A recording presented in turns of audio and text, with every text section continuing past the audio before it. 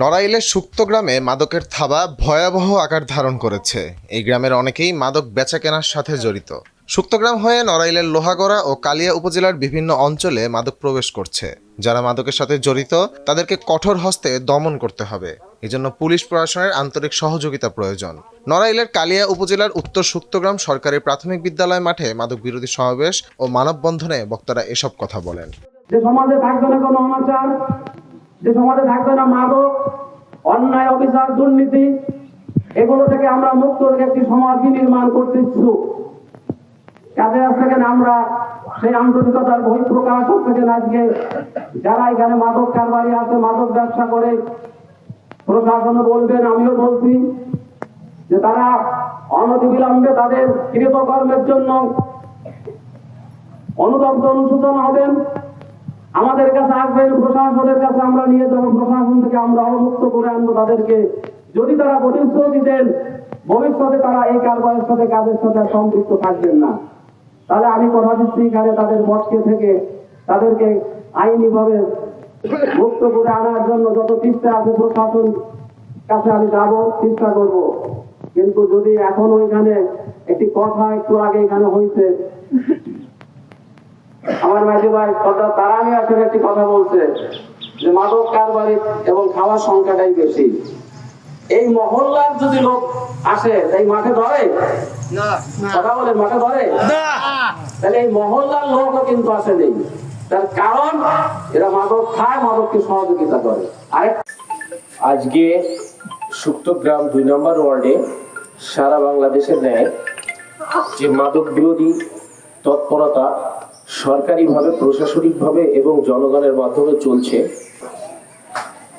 তাই আমরা চাইবো আমাদের এই অঞ্চল থেকে মাদককে নির্মূল করতে।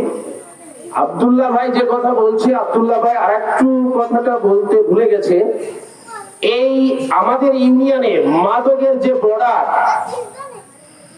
মাদকের বর্ডারটা এই অঞ্চল, এই অঞ্চলতে এই ইউনিয়নে মাদক ঢোকে। শুধু এখানে মাদক বিক্রেতা না, মাদকের বর্ডারটা সিল করতে হবে। আমি ওসি মহোদয় সাহেবকে সবিনয় অনুরোধ করব, আমাদের ইউনিয়নের শেষ সীমানা এই যে সুন্দরী খাল, এইখান থেকে মাদক ঢোকে, লোহাগড়া থানা থেকে এইভাবে ঢোকে, কুমড়ির ভিতর দিয়ে এইখান থেকে মাদক ঢুকে পুরো কালিয়াকে সাপ্লাই দেয়। এই পাশে এই মাদক ঢোকে। এখানে একটা সিন্ডিকেট আছে সুক্তগ্রাম 2 নম্বর ওয়ার্ড।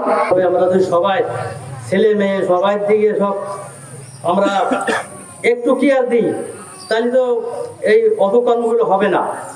প্রত্যেক পাড়ায় পাড়ায় মহল্লায় সবার ছেলে মেয়ের দিকে সবার মা বাপের একটু রাখতে হবে, নজর রাখতে হবে। এবং কোথায় কি হচ্ছে দেখে আমরা ওয়ার্ডের মেম্বারদের জানাই, আমরা সেটা প্রশাসনকে আমরা জানাবো এবং চেষ্টা করব যাতে এরকম না হয়।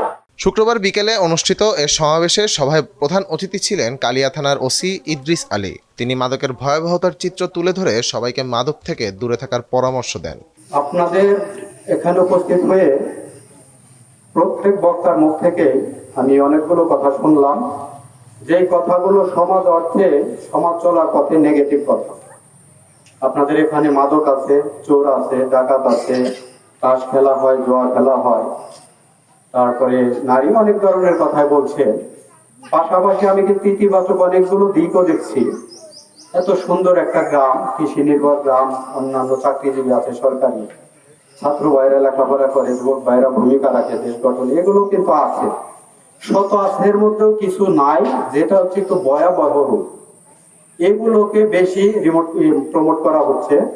আমরা এইগুলো নিয়ে কাজ করব। আপনারা প্রথম যে কথাটা বলছেন যে মাদক, আসলে মাদক কি, মাদকে কেন আক্রান্ত হয়? মাদক হচ্ছে এমন কোনো ভেষজ উদ্ভিদ বা কেমিক্যাল প্রোডাক্ট যা নাকি যে কোনো মাধ্যমে হোক বা সরাসরি হোক শরীরে গ্রহণ করলে কোনো মানব দেহের কর্মক্ষমতা হ্রাস বা বৃদ্ধি ঘটায়।